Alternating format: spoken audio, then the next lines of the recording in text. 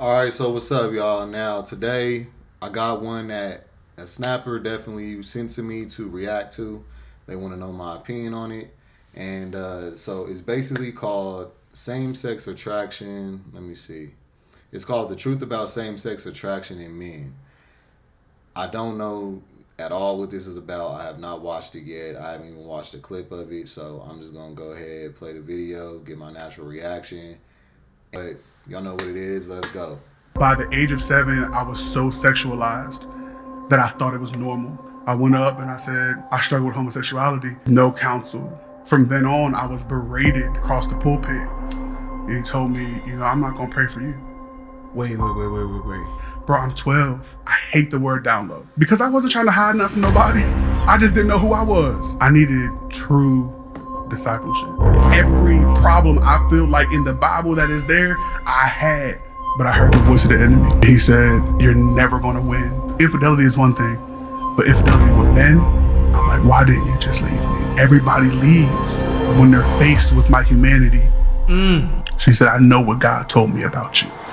I said to God, I said, if you can create a human that loves me like this, your love must be better. If you're feeling attracted to something that the Bible is calling an abomination, then you need deliverance. Do you ever get tempted to be prideful? Pride is an abomination.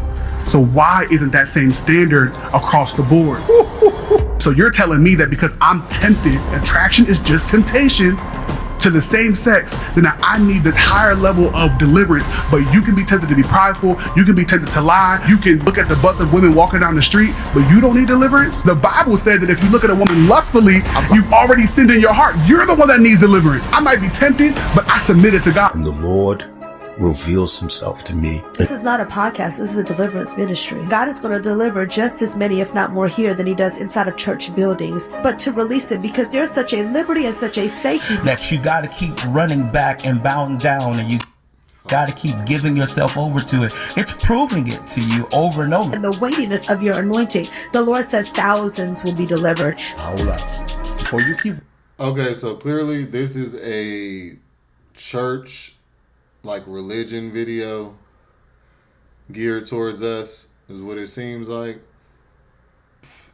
So get your snacks and all that, because this is definitely about to be a deep topic. All right. watching, click the subscribe button. I'll wait.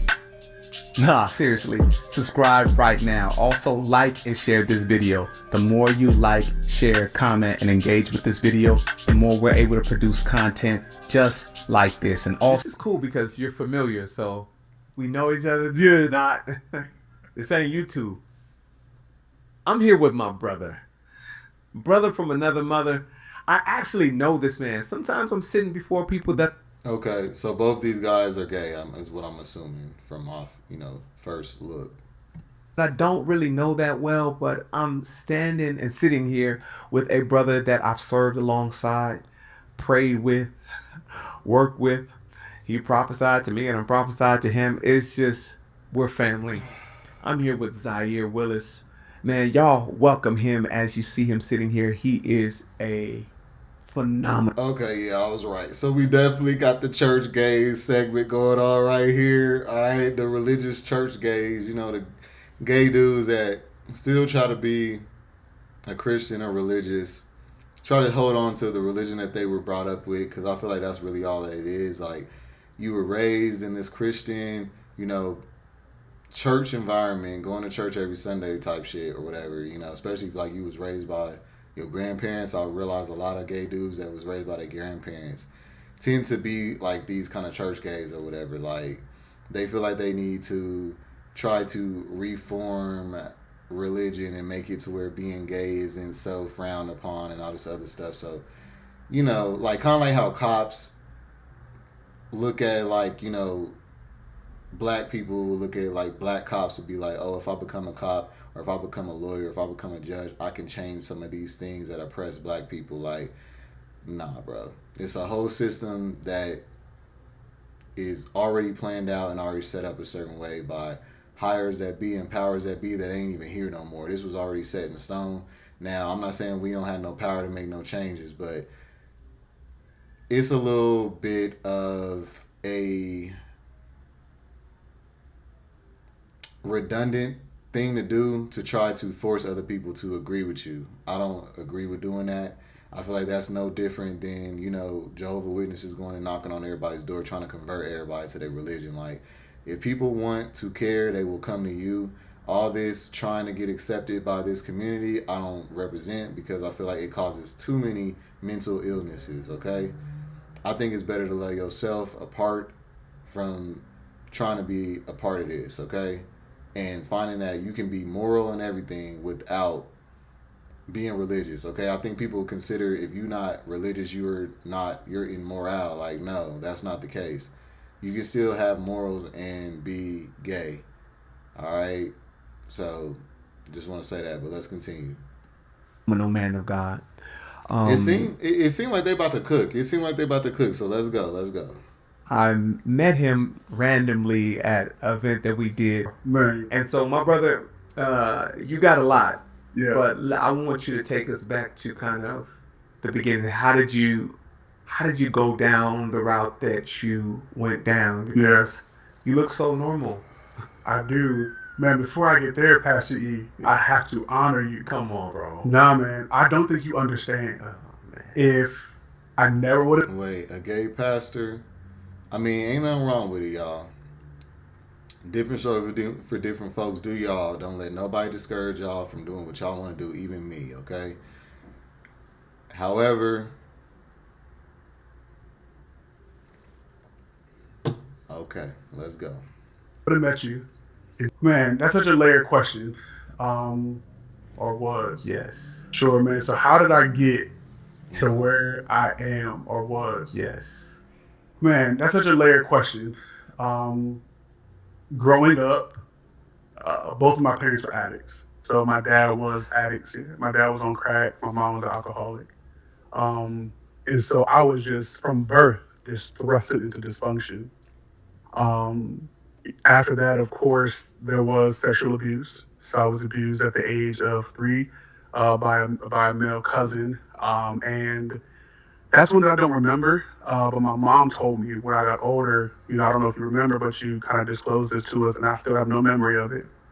And then at the age of 7, I was molested again by a 19-year-old cousin at that time.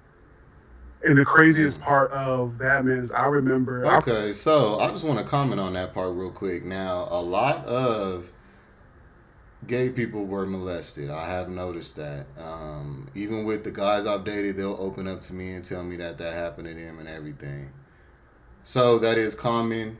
And a lot of straight people / religious people would argue that that's what causes homophobia. That's what causes homosexuality. But it doesn't. You could have not gone through anything. And I will tell y'all I am an example of that, okay? I was never touched. Now, I am going to tell y'all there was an attempt on me. It was not by no family member, though. It was by this white neighbor that was tutoring me, that lived across the street from the home I grew up in. I'm going to just tell y'all real quick, and we get back to the video, just so I can show some relatability. My people sent me over across the street to be tutored by this white man. He was like, white boy, I should say, because he was like a senior or junior or something in high school. He was a high schooler, I think. All I know is like their family was like friends of our family because we were neighbors for so long, even before I was even born. His peoples know my mom and all them. You know what I'm saying? So basically, I would go over there and he started like trying to molest me, but I wouldn't even notice that it was that until one day he asked. We were outside in the backyard and he got down in front of me on his knees, y'all, and I'll never forget this. He got down on his knees in front of me, y'all, and he told me to pull my pants down. And so when I pulled my pants down, y'all, I started pissing.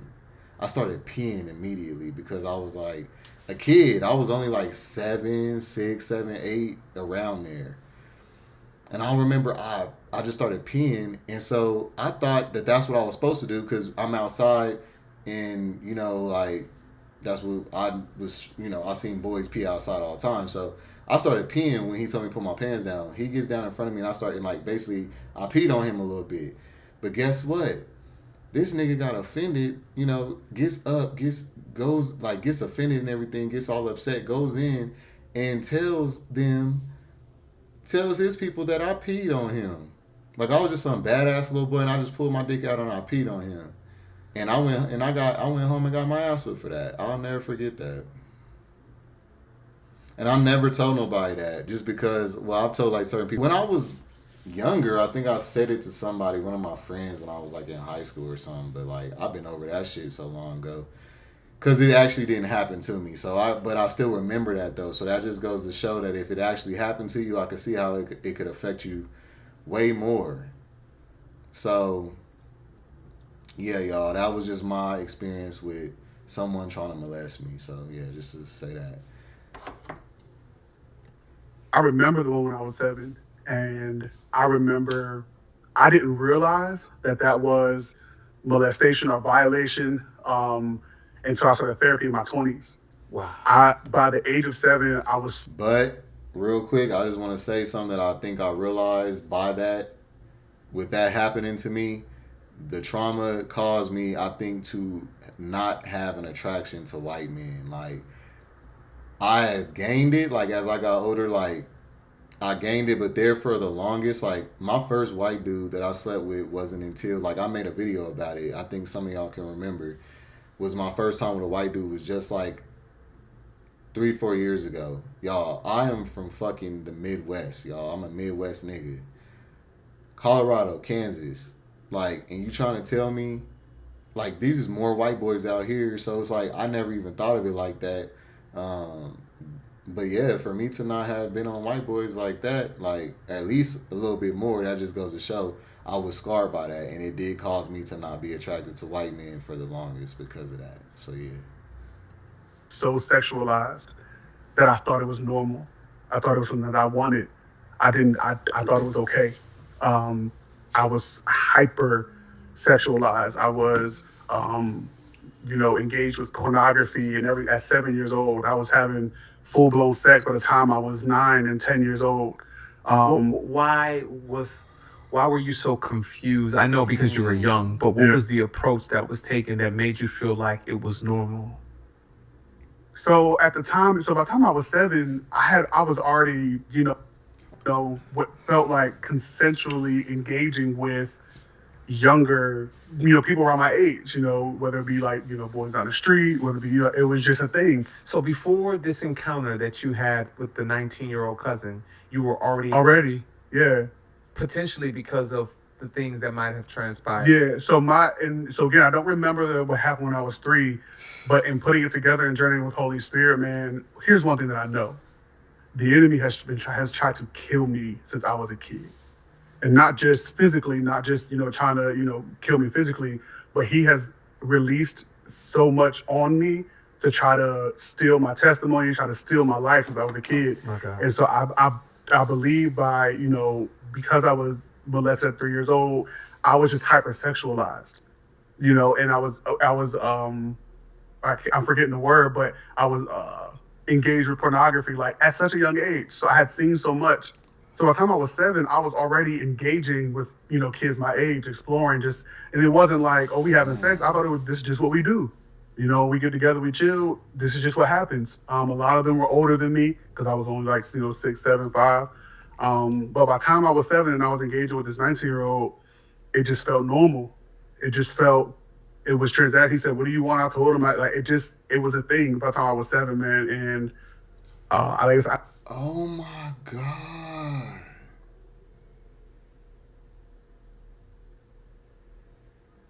Oh, that's fucked up. That's sad. That's sad, y'all. Damn. I didn't realize that it was inappropriate until I talked to my therapist when I first started therapy like 3 or 4 years ago. He was like, you do realize that you were sexually abused? And I was like, nah, I felt consensual. What are you talking about? And because I remember my first therapy session, bro. He said, just tell me about your childhood, much like you did. And I said, well, my dad was addicted to crack. My mom was an alcoholic. I was molested twice. That's my childhood. And I kind of just said it. He just stared at me for like 10 seconds. Like, what's up? He was like, you say it, you're so disconnected from the trauma that you've gone through that you don't even realize everything that you've been through at a young age. And you just said it. He said, what if I wrote your story down and handed it to you? What would you think of that person? I was like, I think he's probably pretty messed up. You know? But I had disassociated me. So by the time I was 7, bro, I was hypersexualized. It was just was a thing. I didn't know. And so moving from there, from 7, what was the journey like going into preteens and teenagehood and into high school? Man, so going into that, man, like here's the thing, and I was thinking about this earlier. I believe it feels like I was born saved. I've always loved God. I mean, I was a church baby. You know, you couldn't get me out of church. I've served in church my entire life. I've always loved God. But then I've always had, you know, and I've cried out to God about this before. Like, man, like I couldn't defend myself. You know, when I'm 3, when I'm 7, all this stuff is going on. I couldn't defend myself. So while I feel like I've always loved you, I also feel like you left me to just, you know, be abused. You know, and I couldn't relegate that. So, you know, from 7 on through. You know, the thing, y'all, I'm such a menace. But the thing that, like, I don't get is, like, when all that kind of stuff happens to you, why come you wasn't wondering where was God then? If there's such a, you know, this God that you believe in, I do believe in a God as well.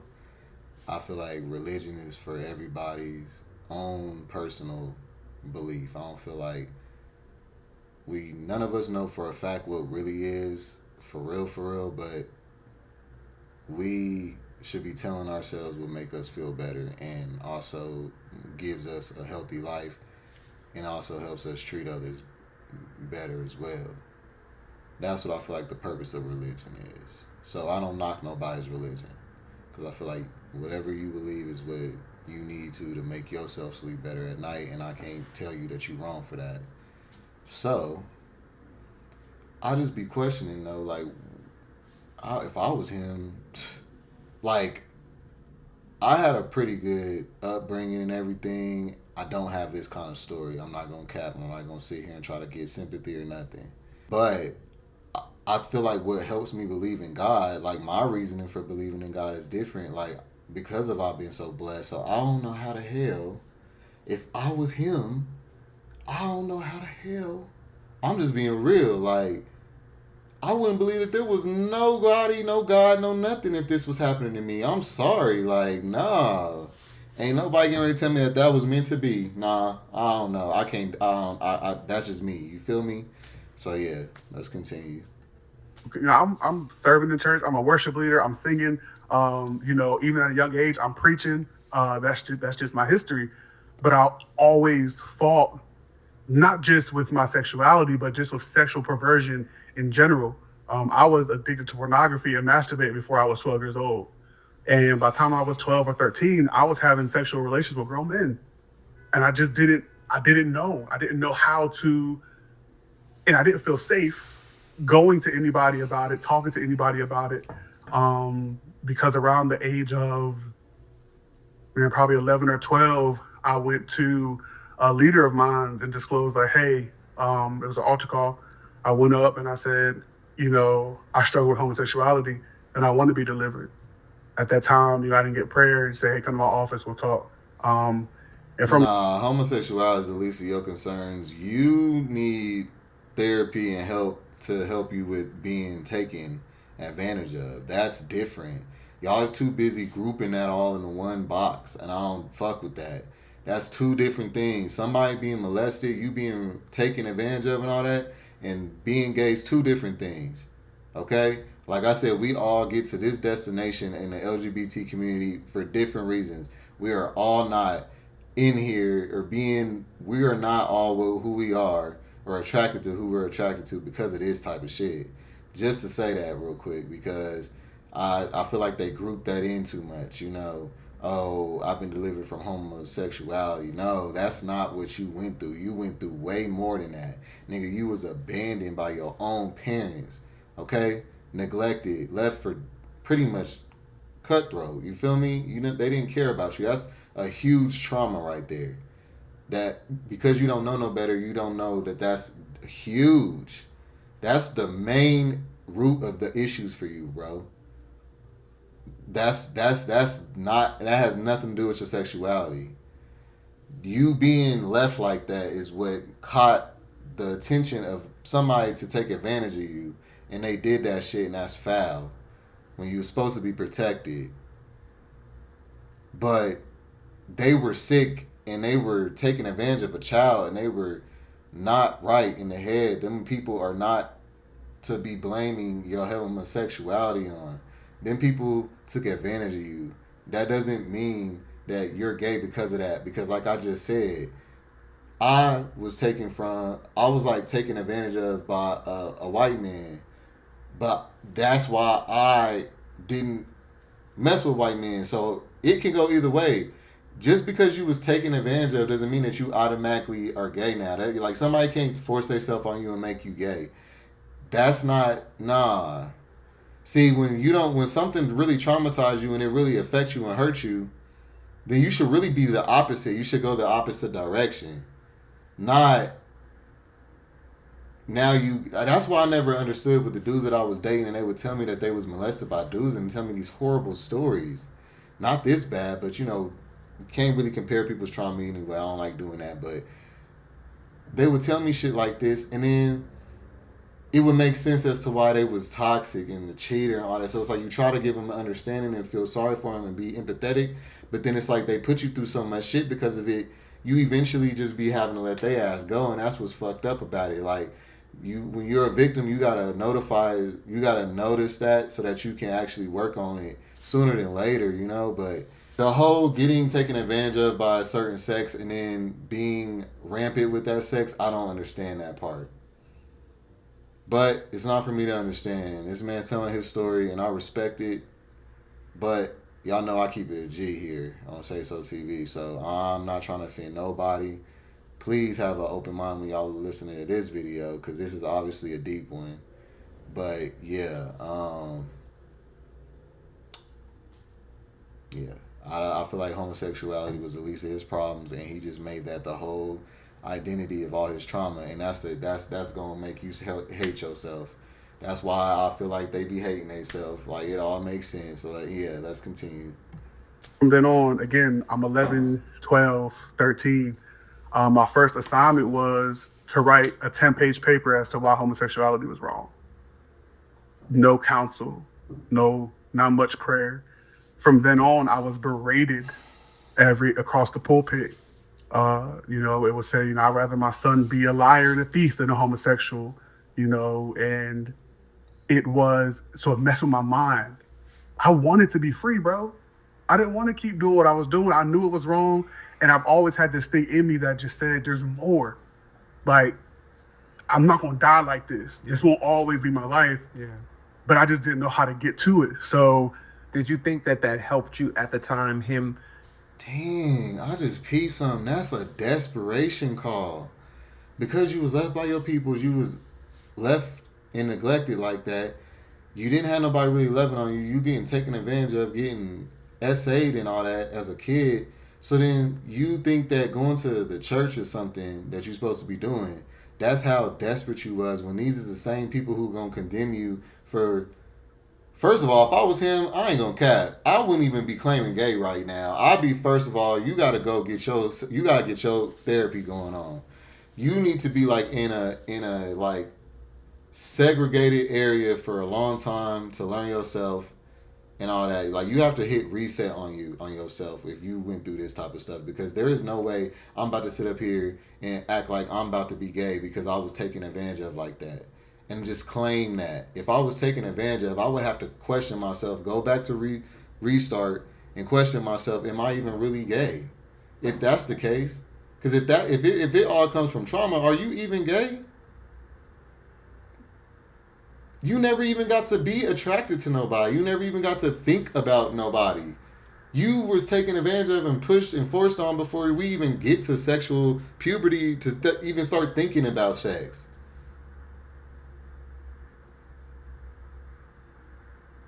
So how are you just off the rip claiming homosexuality in the first place? For real, Want to keep that G? I mean, I don't know. I wouldn't want to be fucking with somebody just because that's like lesbians talking about, oh, this nigga hurt me. I've been hurt by all these niggas. That's why I'm a lesbian now. So wait a minute. If I was the nigga she fucking with, I'd be like, hold up. So wait a minute.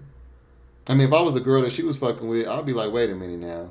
So you trying to tell me you fucking with me in a trauma bonding way?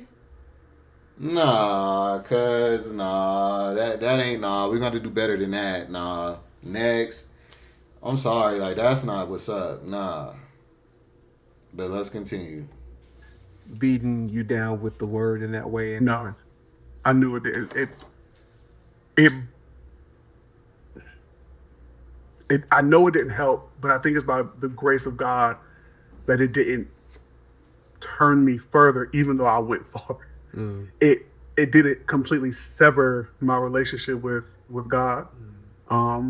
And I just remember this time, and it just came back to me the other night. I remember it was a time when the whole church was getting prayer, and I went up, and he told me, I'm not gonna pray for you. I've prayed for you so much already. You're still not free. Wait.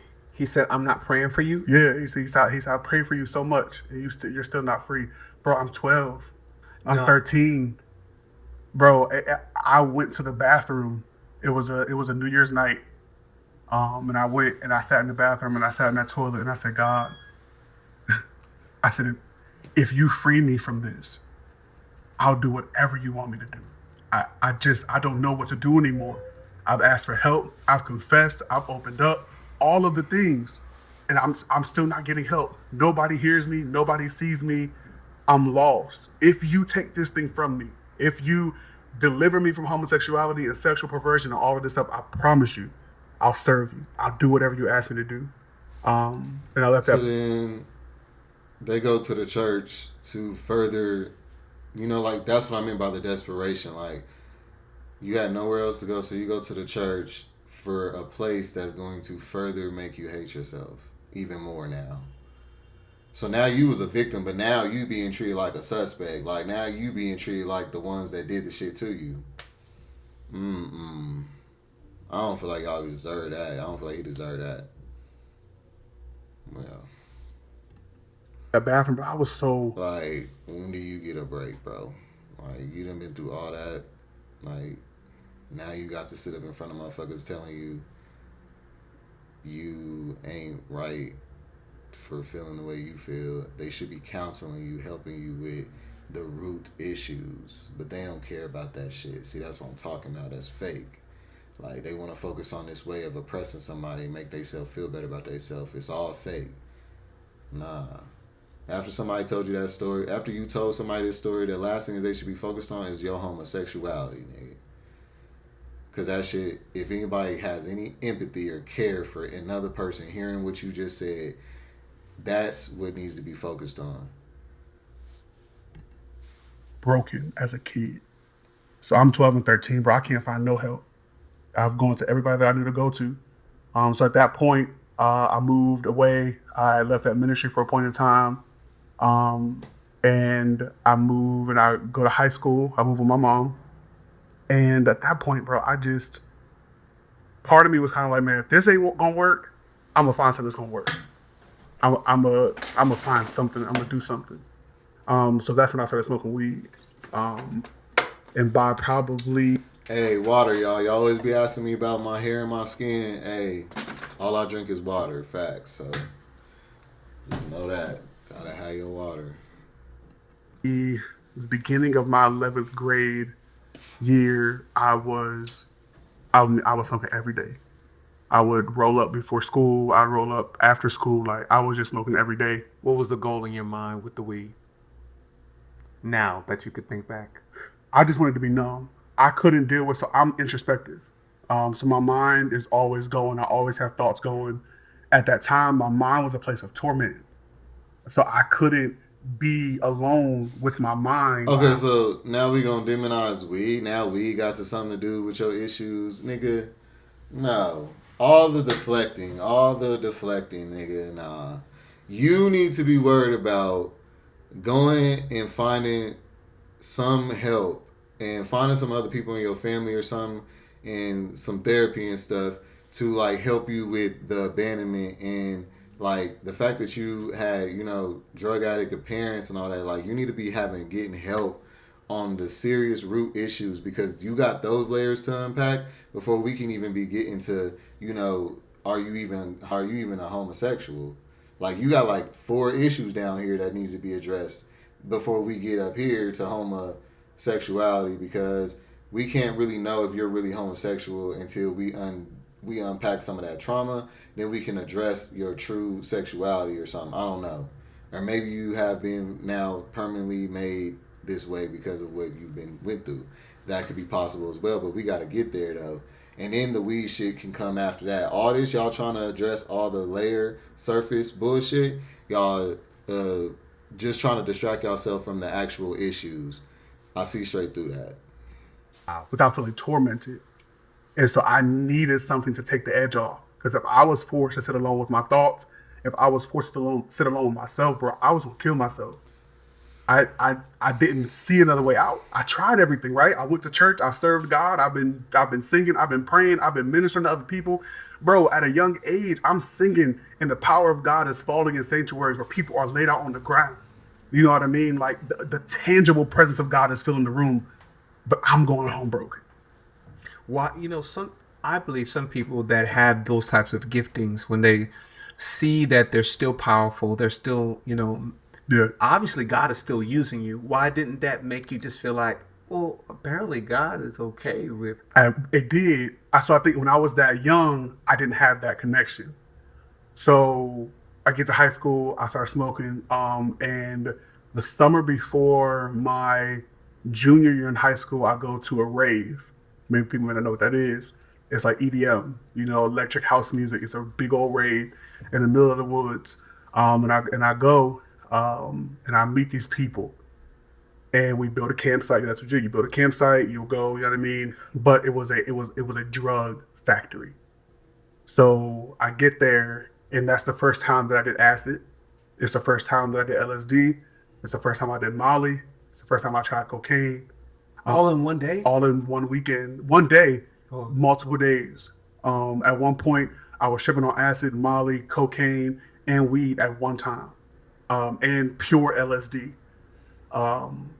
It just, again, I'm going to find something that's going to work.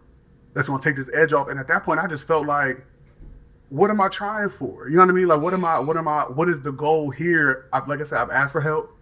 I've tried to do everything I can. So I'm going to just do me. I'm going to figure it out.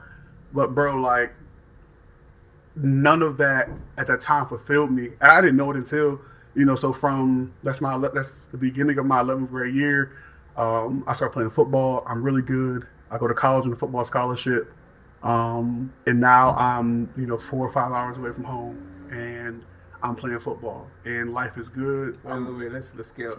Yeah, I'm moving fast. No, before you go there, you playing football. Yeah. You've dealt with men up until this point. What is your relationship like with men in high school? That's one. And two, would you have been considered down, or were you talking to women publicly and dealing with men privately, or how were you perceived? Yeah, so I would have been, so my relationship, I was still sexually active with men all through. I never really stopped. So from the age of 7 all the way through, I was sexually active with men. I guess you would have considered me down low because I wasn't out, you know what I mean? I wasn't, I was still dating women and stuff like that. I had an attraction for women, so some would consider me bisexual, whatever it is. But what I was doing with men wasn't out there. But, man, I tell people all the time, I hate the word down low. Why is that? Because I wasn't trying to hide enough from nobody. I just didn't know who I was. So people, the stigma with down low men is that, they're just trying to keep this secret, and they're just these evil people that, don't want people to just know, like, just come out and be who you are. But I didn't know who I was. I wasn't trying to keep a secret from anybody, or, I didn't know what was happening in my life. And I had 2 separate sides of my brain. One was telling me, you know what I mean? That, look, just go be who you are, do what you want to do. And the other one was like, don't do it. God has a plan. Don't do it. God has a plan. But I'd be tripping on acid, sermons playing in my head that I would preach. Not me. I didn't want nothing to do with God at one point. but I'd be full of drugs, but thinking about the sermons I would preach, and I would see things, and it would connect in my head while I'm high. And so I always knew that at some point, like God was going to do something in my life. I couldn't see it, but I knew it would happen. I think. Yeah, man. Okay. All right. Sorry. Now you said you went to.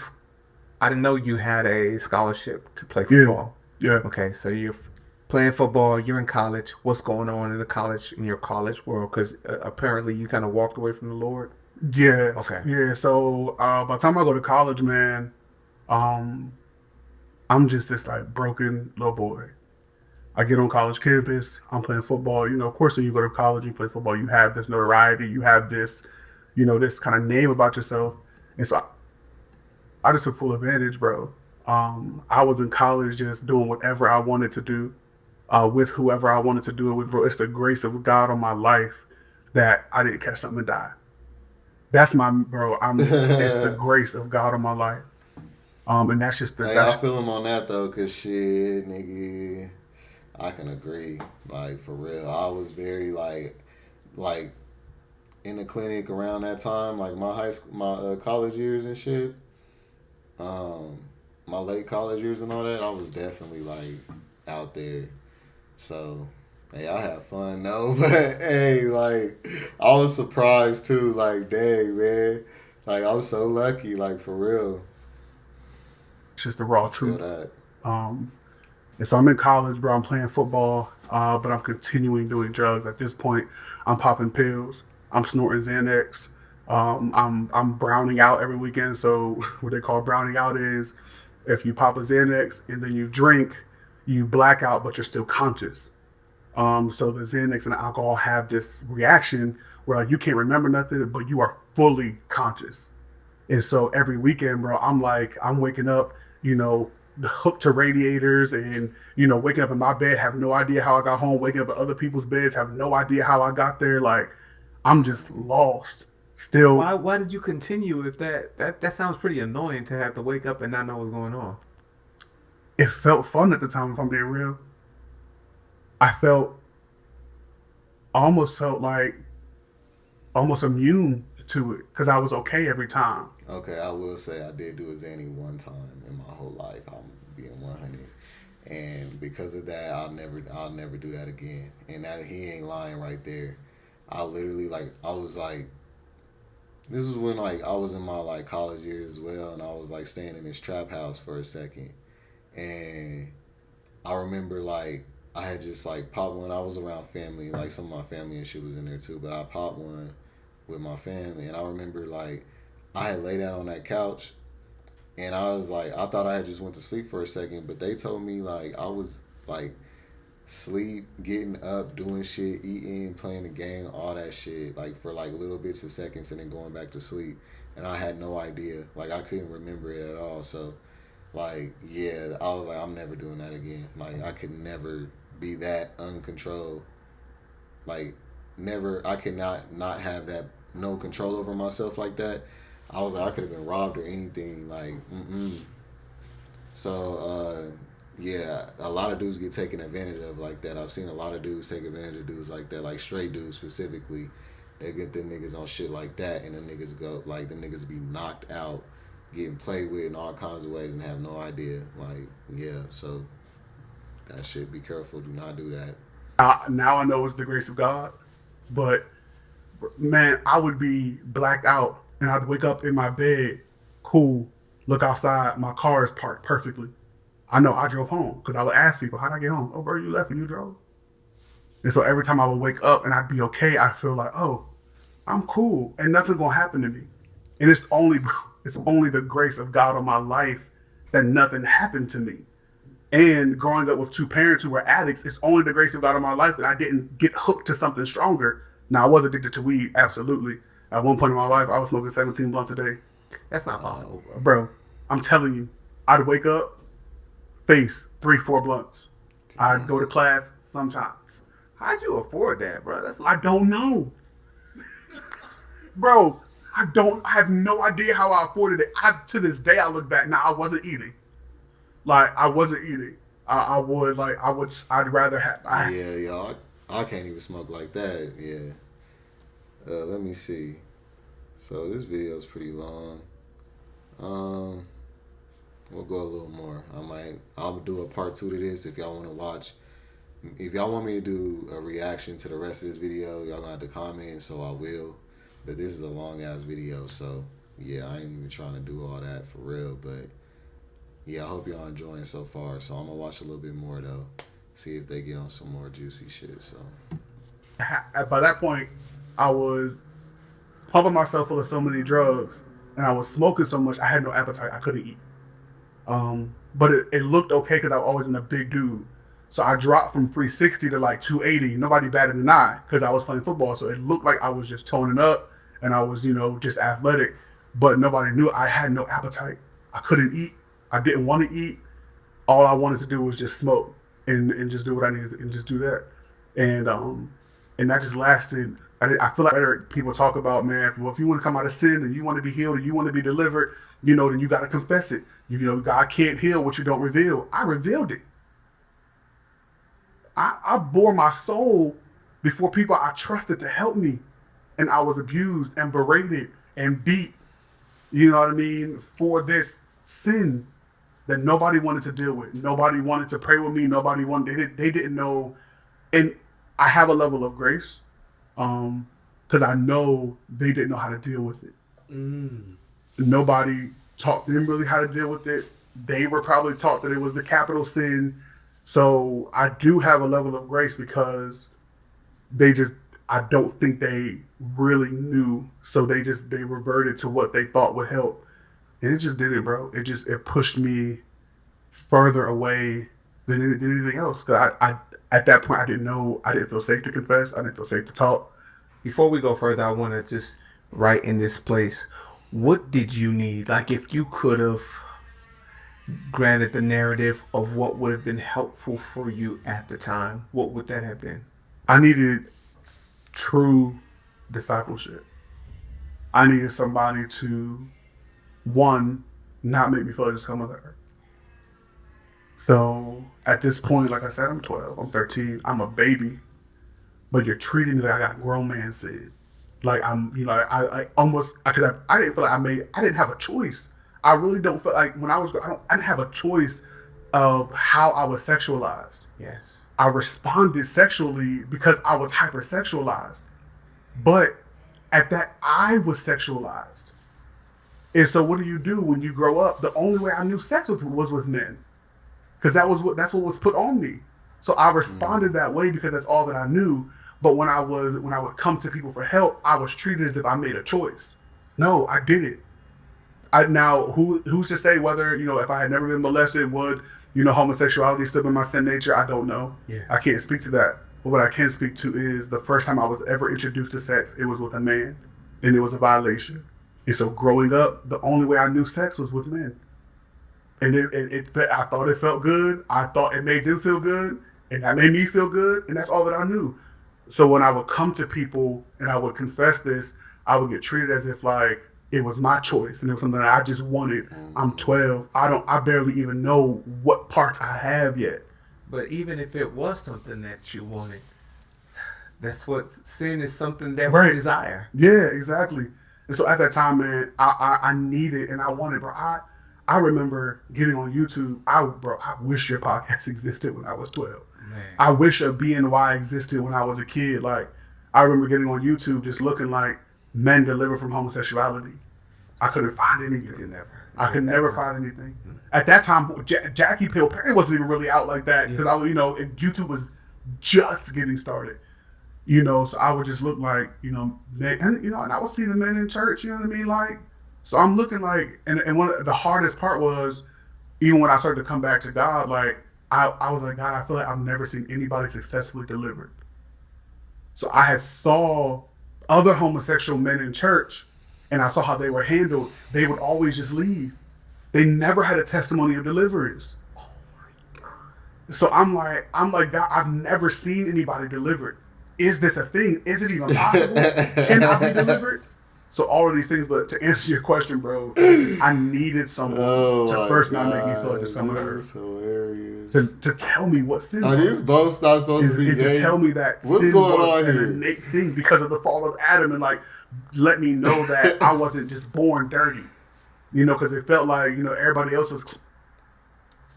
I don't know, like what's going on?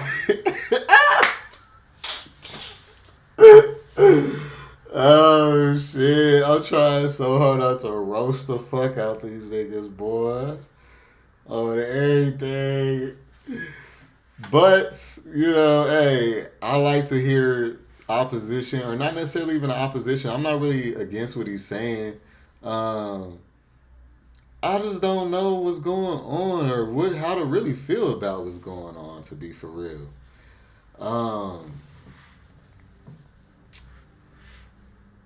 It's giving a whole bunch of self-hate, and then I feel like both of these niggas is gay, but then they both kind of try to be like they straight now. Like he's supposed to be. I see a ring on his finger, and I don't think he'd be up here talking about this. Is this nigga gay? I don't think he gay. He might be married. That nigga might be married to a woman because he got a ring finger. The interviewer dude, the muscle dude, but he looked gay to me. So then this nigga's delivered gay? Is that what he kind of trying to say? Clean and had this thing, but I was the one born dirty. I was the one born with something that God couldn't take away. Wow. And I needed someone just to sit and tell me, like, no, you have a struggle, you have a sin nature, but so do I. I didn't know. I saw my parents' struggles, of course, but I needed someone to just really make that place. No, we are not equal to people who are, being promiscuous, people who are unaliving people, people who are essaying, graping people. I got to use YouTube terms. No, we are not the same as a person who's immoral. Like, stop equivalating that. Like, and quit allowing them to make you on the same level as them because they're adulting and shit because they're cheating on their wives. So they're going to say, oh, yeah, I'm immoral just like you, it's okay for you to be gay, hey. Like, the fuck out of here, that junky ass shit, trying to trauma bond with me, nigga. Get the fuck out of here, I don't like that. No, we are not the same, bro. No. We are just loving a same-sex person. That is a positive thing. There is nothing bad about that. You can't convince me that that's a sin. Anything that somebody does and abuses that, whether they're straight, gay, whatever, that's separate from any sexuality. When people are out here, when these niggas out here rape girls, y'all don't be talking about no sexuality. But when they start raping little boys and stuff, then it's and graping, okay? Y'all get what I'm saying? As saying little boys and stuff, then it's the gay homophobe, all the homophobic stuff. No, those are two different things. Quit connecting them and quit allowing them to connect it. Dang, they got y'all brainwashed and really don't like yourself. How can you ever find love if you don't love yourself? Nobody's going to be able to love you with this mindset. You done for. You cooked. Like, come on. Like, what's going on here? And just walk me through the process. Show me what it is to be a man of God. At one point, I was told to kind of just like go hang around masculine men, but as if that was going to change my, my desires. So, I put it on.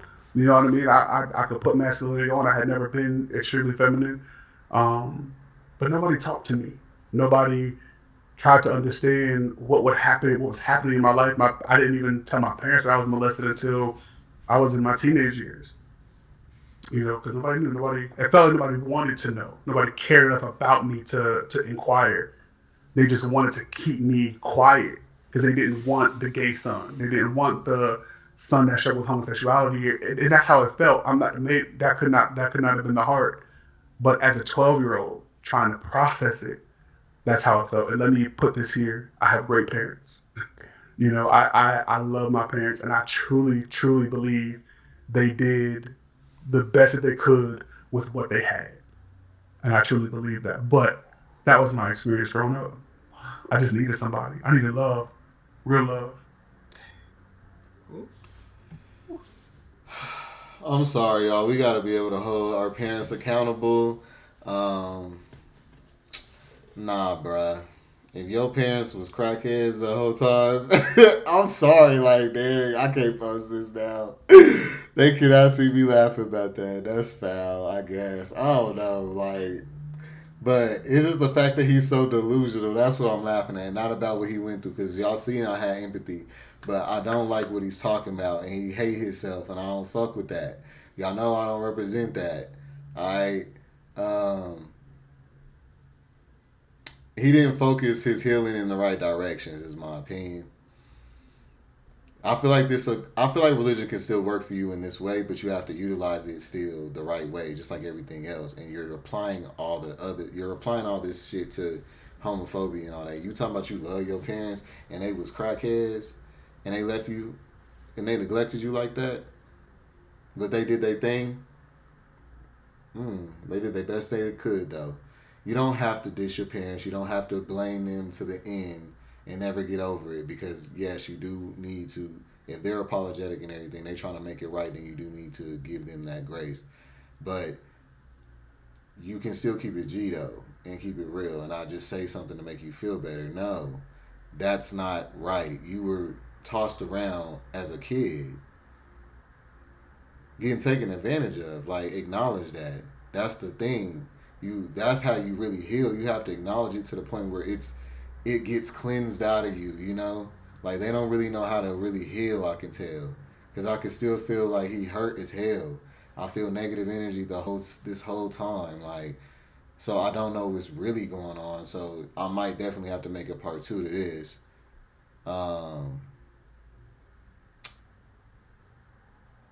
Yeah. Man, you said so much. I know, man. You said so much. Okay, so you're having all of these struggles. You browning out, blacking out. Yeah. College was just basically a big blur. Yeah. So not only was there the sexual struggles, now there's a full blown addiction to marijuana. You're using all types of different drugs. Absolutely. First of all, you guys don't understand the way I was introduced to Zaire. Highly professional corporate guy. He can do anything, literally. Let me look at the description on this.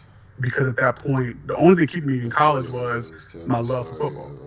And so I tore my ACL. I went through this crazy recovery process, and I went home for the summer. I healed. I came back, but something wasn't the same. And that was also the craziest time of my life when it came to drugs, because I wasn't playing football. So I didn't have like the random drug, test to keep me in line. I didn't have, so some of the stuff, like I had little pockets where I could do my drugs, but I had to stay clean for the drug test and stuff like that. So I had some structure that was keeping me a little bit.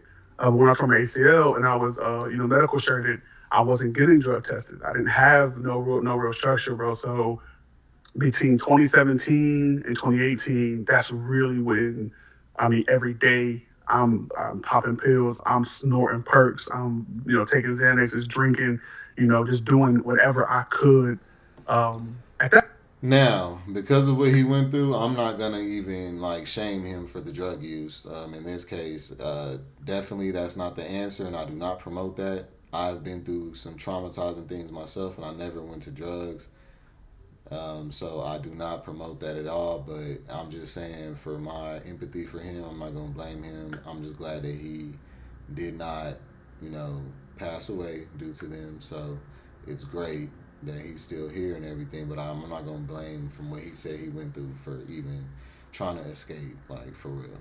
At that point, I thought I was just having fun. Again, bro, I felt indefensible. Wow. I felt because it wasn't, and like you said, I've always had this dichotomy about myself. I've always been professional. I've always carried myself maturely. So I've always had this, like, I'm losing my mind on this end, but nobody really could tell because I'm put together, or it was accepted. You know what I mean? So my coaches really didn't care much about it, because, like, hey, you do what you do, but when he show up, he show up. And so I felt undefeatable, because I'm doing everything I want to do, but I can still show up. I'm not being taken under by what I'm doing. And so it just encouraged me to keep going. I had one bad trip. I I remember just taking acid and it was just terrible. I felt like I was seeing demons.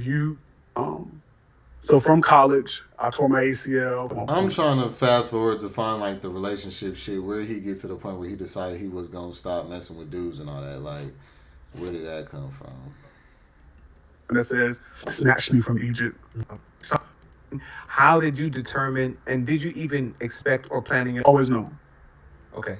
Had this, like, it had to do it.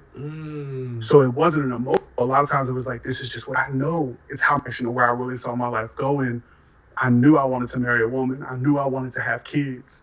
So I've actually known my wife since we dated when I was in 8th grade. Wow. And she was in 9th. And when I tell you, she rocks with informing, bro. I was right. Okay, I'm done now. Ah, that's hilarious, bro. Hell no. All right, so this is supposed to be a redeemed dude. I guess he a pastor now and shit. He's supposed to be redeemed. He ain't gay no more. This nigga gay as a motherfucker, bro. Hell nah. Him and the nigga right across from him. They both fruity as hell, and they both bottoms at that. Like, that's the craziest part of it all. Wow.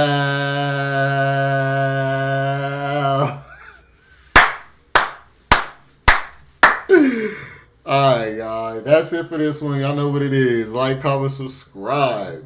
Peace. And yeah, don't take offense to anything I said. This was my natural reaction. I keep it real. At least y'all know y'all getting an honest perspective and not some rehearsed, politically correct rhetoric to get y'all to y'all should appreciate the authenticity, all right? So thank y'all for watching, for real. And I'll see y'all in the next one. Peace.